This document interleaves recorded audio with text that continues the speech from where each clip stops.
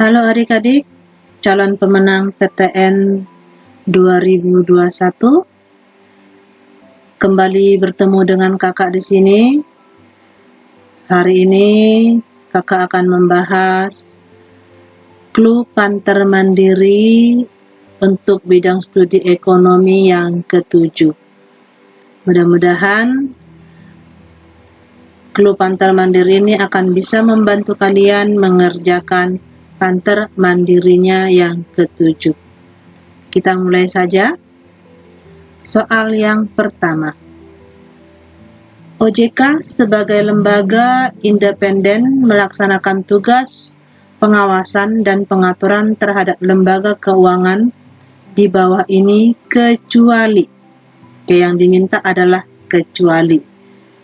Nah, berarti kita tahu sendiri ya, OJK itu adalah lembaga negara yang dibentuk berdasarkan Undang-Undang Nomor 21 Tahun 2011 yang berfungsi menyelenggarakan sistem pengaturan dan pengawasan yang terintegrasi terhadap keseluruhan kegiatan di dalam sektor jasa keuangan, baik itu di sektor perbankan, pasar modal, sektor jasa, keuangan non-bank seperti asuransi, dana pensiun, lembaga pembiayaan, dan lembaga jasa keuangan lainnya.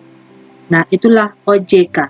Nah, yang diminta adalah yang kecuali, yang bukan lembaga keuangan dan non-keuangan.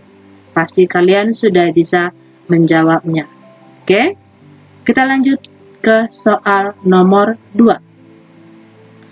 Tingkatan inflasi yang dipandang sebagai hal positif dikarenakan bersifat merangsang pertumbuhan ekonomi dinamakan tingkat inflasi apa?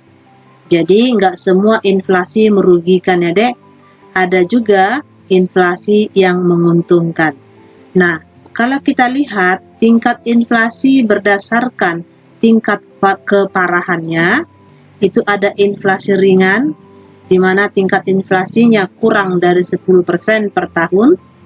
Kemudian ada tingkat inflasi moderat atau sedang, di mana tingkat inflasinya antara 10-30% per tahun.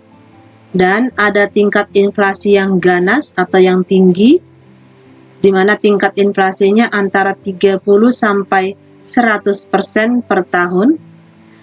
Dan yang terakhir ada hyperinflation, di mana tingkat inflasinya lebih besar dari 100% per tahun.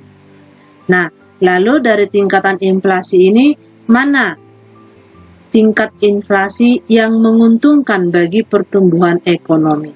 Oke.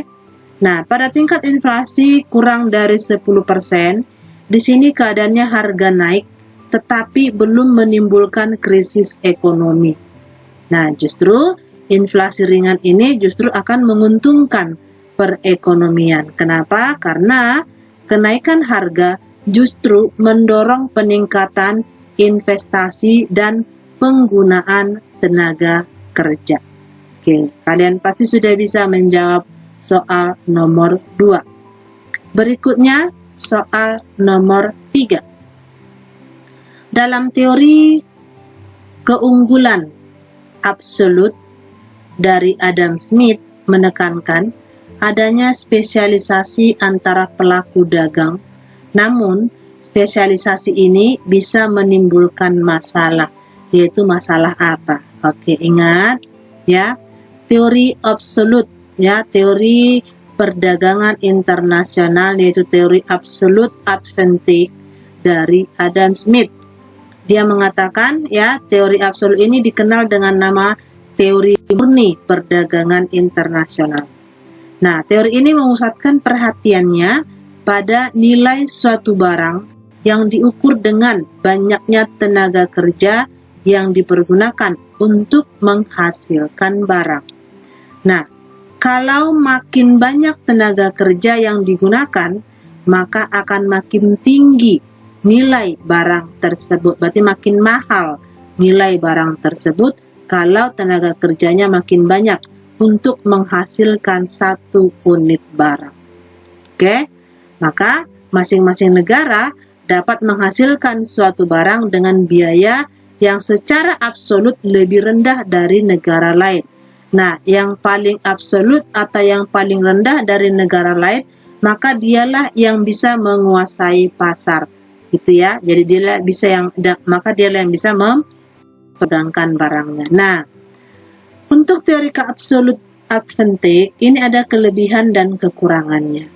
Kelebihannya di mana? Yaitu terjadinya perdagangan bebas antara dua negara yang saling memiliki keunggulan absolut yang berbeda, di mana terjadi interaksi ekspor dan impor sehingga meningkatkan kemakmuran rakyat. Jadi misalkan Indonesia dan misalkan Jepang, ya, kita keunggulan absolut kita adalah ikan, makanya kita jual ikan ke Jepang.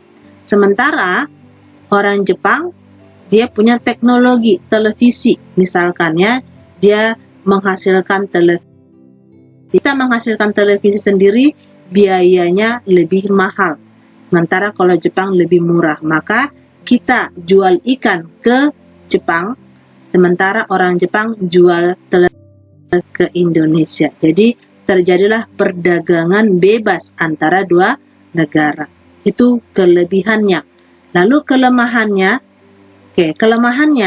yaitu kalau hanya ada satu negara yang memiliki keunggulan absolut, maka perdagangan tidak akan terjadi karena tidak ada keuntungan. Oke, dari penjelasan ini kakak berharap kalian sudah bisa menjawab soal nomor 3. Berikutnya, soal nomor 4. Adanya pandemi memaksa masyarakat untuk membatasi kegiatan ekonomi yang berdampak pada turunnya daya beli masyarakat. Oleh karena itu, diperlukan peran pemerintah untuk meningkatkan purchasing power masyarakat dengan menambah subsidi. Nah, hal ini merupakan pernyataan apa? Oke. Ingat, di pembahasan Pantar Mandiri yang sebelumnya juga sudah pernah kita bahas, yaitu pernyataan normatif dan pernyataan positif. Nah, apa itu pernyataan normatif? Pernyataan normatif adalah pernyataan ekonomi yang menerangkan tentang apa yang seharusnya terjadi. Jadi masih seharusnya, belum pasti terjadi. Gitu ya, belum pasti kebenaran ceritanya atau kebenaran pernyataannya. Oke, maka kebenaran dari pernyataan normatif tidak dapat dibuktikan dengan melihat kepada pernyataan tersebut. Yang kedua, pernyataan positif. Pernyataan positif itu adalah pernyataan yang menjelaskan tentang hal-hal yang akan terjadi. Berarti kalau sudah akan, maka sudah pasti akan terjadi. Itu ya, itu tadi soal nomor 4. Oke, kita lanjut soal nomor 5. Hal yang mendasari pernyataan ekonomi is the sign of choice. Oke, apa itu ekonomi is the sign of choice? Ekonomi is the sign of choice ini adalah ilmu untuk membuat suatu pilihan, di mana pilihan tersebut mencakup mana yang lebih utama, mana yang harus disampingkan dahulu. Ingat tentang opportunity cost. Sama itu ya. Oke, maka demikian untuk soal nomor 5 sudah bisa kalian jawab.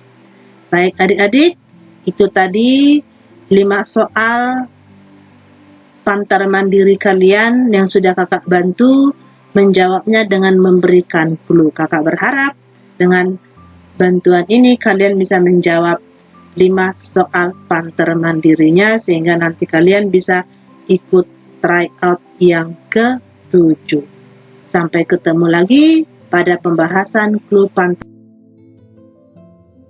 Sampai jumpa.